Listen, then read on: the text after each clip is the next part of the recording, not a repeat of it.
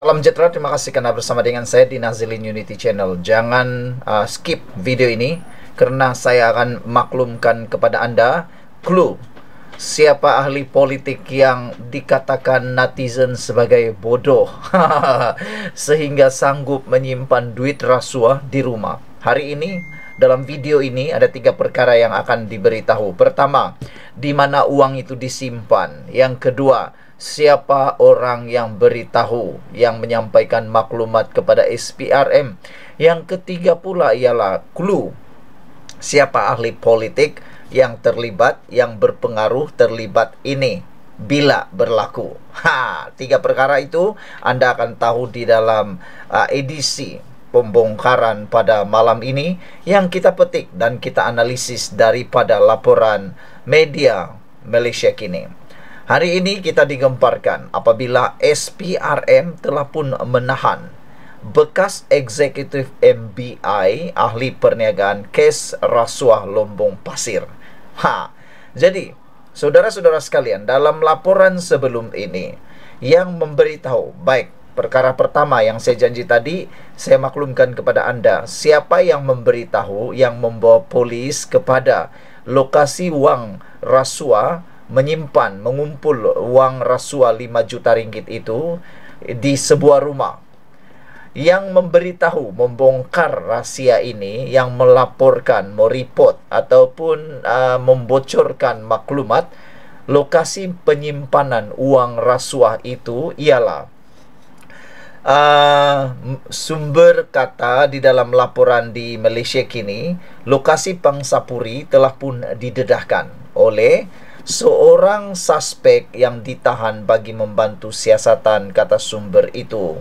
Seorang suspek yang telah ditahan telah mendedahkan kewujudan safe house yang bertujuan menyimpan wang hasil rasuah milik seorang ahli politik berkenan. Jadi cluenya ialah siapa orang yang jadi suspek ini. Ada 2 orang yang telah ditahan yang dikatakan sebagai suspek.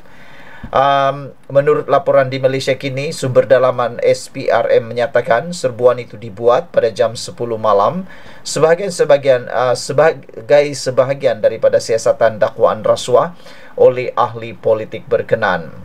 Lokasi Pangsapuri itu didedahkan oleh seorang suspek.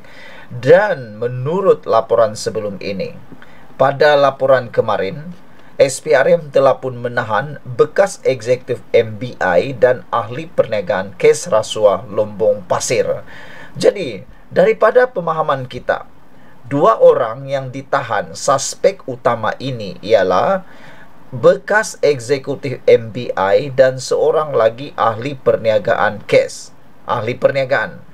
Jadi antara 2 orang ini, salah seorang daripadanya telah pun mendedahkan safe house, tempat mengumpul wang rasuah itu.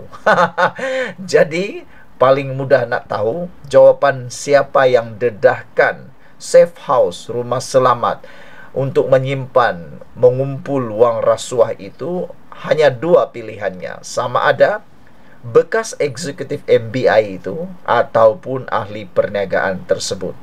Yang pastinya uang itu diterima, dikatakan dikumpul oleh ahli parlimen, ahli politik berpengaruh. Jadi cuba teka siapa ahli eksekutif, siapa bekas eksekutif MBI ini, dan siapa ahli perniagaan tersebut. Paling senang nak teka ialah kedua. Clue yang seterusnya yang saya ingin kongsikan kepada Anda ialah pada waktu bilakah bekas eksekutif kanan di seorang bekas eksekutif kanan di Menteri Besar Selangor Pemerbadanan MBI ini bertugas.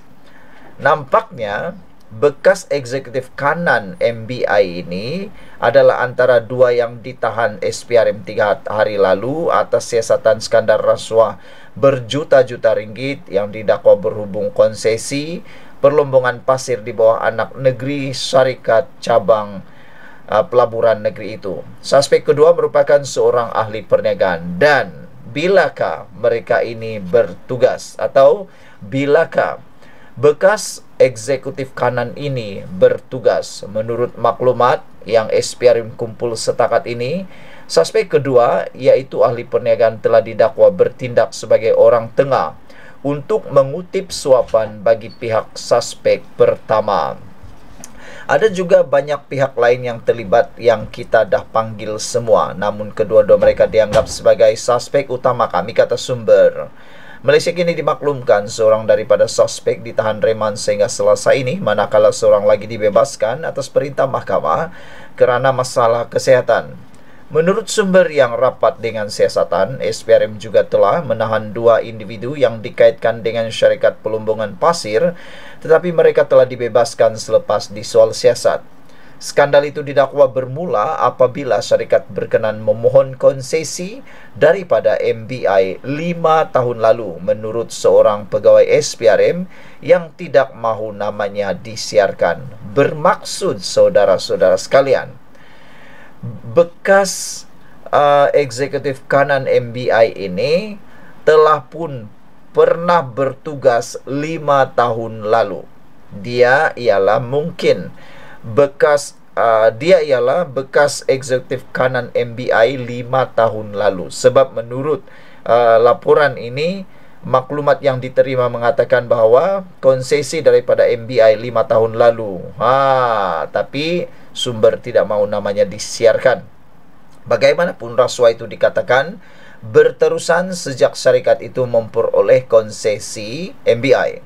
Suspek kedua juga didakwa mendapatkan peratusan saham dalam syarikat pelumbungan pasir itu. Kes disiasat mengikut Seksyen 16 Akta SPRM.